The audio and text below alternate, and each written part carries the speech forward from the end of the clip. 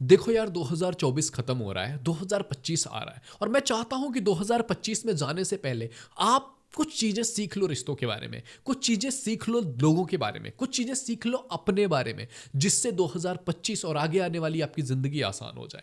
2024 में मैंने पर्सनली बहुत सारे लोगों से बात की है। मैंने पर्सनली मिल करके भी बहुत सारे लोगों से बात किया है।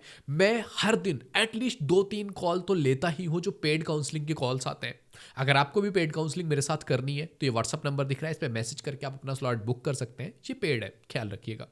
तो मैं हर दिन 2-3 लोगों से बात कर रहा हूं, तो एटलीस्ट एक साल में कम से कम 1000 लोगों से ज्यादा तो मैंने पेड कॉल पे बात कर लिया है। मैं डेली बेस पे इंस्टाग्राम पे लाइव आ रहा हूँ, वहाँ पे मैं लोगों से बात कर रहा हूँ, डीएम्स में बात कर रहा हूँ, लोगों की हेल्प कर रहा हूँ। और इन सारी चीज़ों में मैंने काफ़ी कुछ चीज़ें सीखी है। जो एक रिश्ते के बारे में आपको पता होना बहुत ज़रूरी है, एज ए ह्यूमन बीइंग आपको पता होना बहुत ज़रूरी है। अदरवाइज हम अगर यही चीज़ें जो हमने 2024 में की है वही चीज़ें हम 2025 में भी कंटिन्यू कर रहे हैं, तो हमारी ज़िंदगी वैसी ही रहने वाली है। हम अगर आज दुखी हैं तो हम कल भी दुखी रहने वाले हैं। देखो यार, मैंने एक चीज सीखी है कि किसी से भीख मत मांगो। वो भीख पैसों की हो सकती है, वो भीख प्यार की हो सकती है, वो भीख केयर की हो सकती है, वो भीख टाइम की हो सकती है, वो भीख वैल्यू की हो सकती है। क्योंकि भीख मांगने वाले इंसान को लोग भिखारी समझते हैं और भिखारी से कोई दिल नहीं लगाता है। सिंपल सी चीज है। कोई तुम्हें भीख दे देगा, बट बोलो कि तुम्हारी वैल्यू करे, कभी नहीं होने वाला है। और एक रिश्ते में रिस्पेक्ट जरूरी है।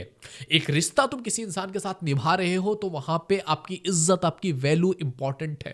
अगर आप किसी से भीख मांग रहे हो कि यार प्लीज प्लीज मुझे टाइम दे दो ना, प्लीज प्लीज मेरे से बात कर लो ना, प्लीज प्लीज मेरी वैल्यू करो ना, प्लीज प्लीज मुझे समझो ना, मुझे इग्नोर मत करो ना।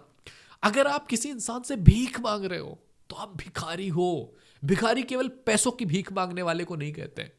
जहां पर आप अपनी वैल्यू डाउन करके, अपनी इज्जत, अपनी रिस्पेक्ट डाउन करके किसी के सामने हाथ जोड़ के खड़े हो ना, वो भीख मांगना ही है।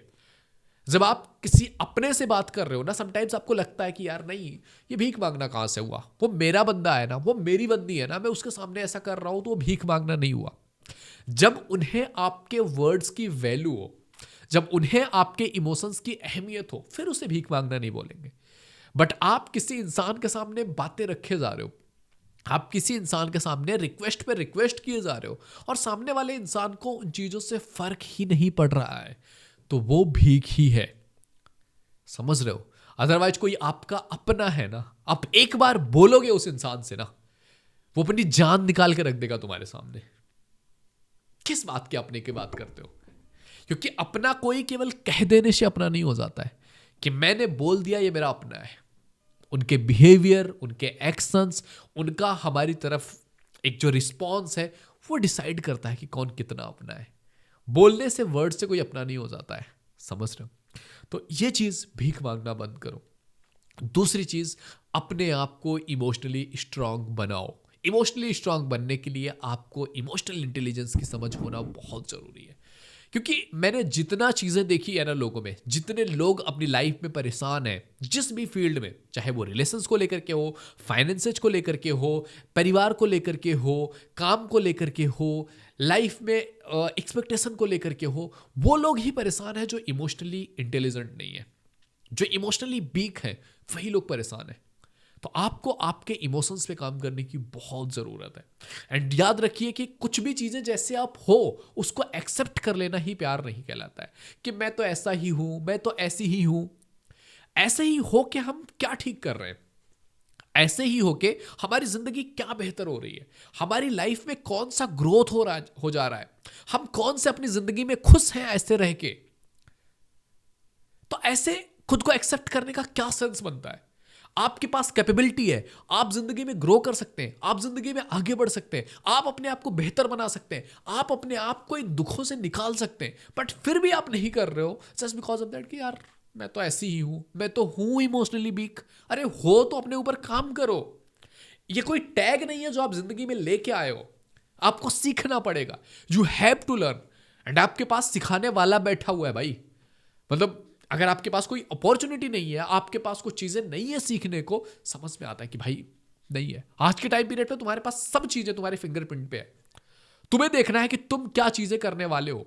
तुम अपनी जिंदगी में कुछ भी करना चाहते हो यार, समटाइम्स होता है ना, हम इमोशनली वीक होते हैं और लोग हमारे इमोशंस का फायदा उठाते हैं। कंपनीज हमारी इमोशंस का फायदा उठाती हैं। भाई सेल लगा दिया, तुम्हें जो नहीं चाहिए था तुम वो भी लेके आ गए क्योंकि सेल लगा हुआ था।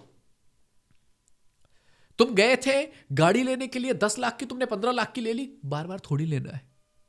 5 लाख तुमने अपना लगा दिया जिस चीज की तुमने सोचा था कि इस चीज की इतनी नीड भी नहीं है। समझ रहे हो? तो आप जब अपने इमोशंस को टैकल नहीं कर पाते हो ना, तो हर जगह पर आपको मैनिपुलेट किया जाता है, हर जगह पे आपको यूज किया जाता है। तो अपने इमोशंस को टैकल करना सीख लीजिए। एंड तीसरी और बहुत इंपॉर्टेंट चीज ये समझिए कि जिंदगी, रिश्ते इमोशंस के बेस पे नहीं चलते। इमोशंस के बेस पे किसी के साथ कनेक्ट हो जाना बहुत ईजी है। जिंदगी चलती है बिहेवियर के बेस पे, जिंदगी चलती है आपकी सोशल स्किल्स के बेस पे, जिंदगी चलती है आपके इमोशनल इंटेलिजेंस के बेस पे, जिंदगी चलती है कुछ प्रैक्टिकल फैक्ट्स के बेस पे।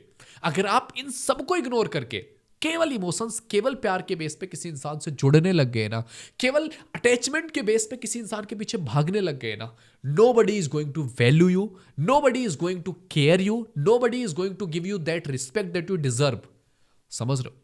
तो आपको खुद पे काम करने की जरूरत है। आपको ये जरूरत है कि आप थोड़ा सा अपने आप को ग्रो करें, आप टाइम के साथ खुद को इवॉल्व करें, समझदार इंसान बनाएं, अपने आप को इतना स्मार्ट बनाएं कि कोई भी आकर के आपका यूज करके ना चला जाए। अच्छा होना बहुत अच्छी बात है, लेकिन अच्छे होने के साथ साथ समझदार होना भी बहुत बड़ी चीज है। क्योंकि अच्छे तो आप हो, लेकिन अगर आप समझदार नहीं हो ना, तो लोग आपका यूज करेंगे। और कभी भी एक समझदार व्यक्ति यूज नहीं होना चाहेगा। कभी भी एक अच्छा व्यक्ति यूज नहीं होना चाहिए, जिससे उसके अंदर से जो अच्छाई है ना, वो अच्छाई ना खत्म हो जाए। तो यार 2025 आ रहा है, खुद को बदलो, खुद को चेंज करो, खुद को वैल्यूएबल बनाओ, अपने आप से प्यार करना स्टार्ट करो, खुद को ग्रो कराना स्टार्ट करो। किसी इंसान के लिए भीख मांगना छोड़ दो, अपने आप पे काम करो। आपकी जिंदगी इतनी बेहतर होगी, इतनी बेहतर होगी ना, कि आप पीछे मुड़ के खुद को देखोगे, आप कहोगे वाओ, अच्छा किया भाई तूने, अच्छा किया बहन तूने, अपने आप को अपग्रेड किया, अपने आप को आगे बढ़ाया। और याद रखिए, जब आप वैल्यूएबल होते हैं, दुनिया आपके पीछे चलती है। जब आप कामयाब होते हैं, दुनिया आपके पीछे चलती है। जब आप जिंदगी में ग्रो कर रहे होते हैं ना, सारे लोग आपका होना चाहते हैं, सारे लोग आपसे रिश्ते बनाना चाहते हैं। कभी कभी कामयाब होके देखना जिंदगी में, जिनको तुम जानते तक नहीं होगे ना, वो भी आपसे रिश्ता ढूंढ रहे होंगे कि ये तो मेरा वो है, ये तो मेरे दोस्त का दोस्त है, ये तो मेरा दोस्त इसको जानता है, मैंने इसको देखा था, ये मेरे घर के आसपास रहता है। मतलब हर एक तरह से लोग आपसे कनेक्ट करने की कोशिश करेंगे। तब आपको भागना नहीं पड़ेगा कि मैं कैसे जाऊं रिश्ते बनाने, यार ये इंसान मेरे लिए जरूरी है। वो खुद आएंगे तुम्हारे पास।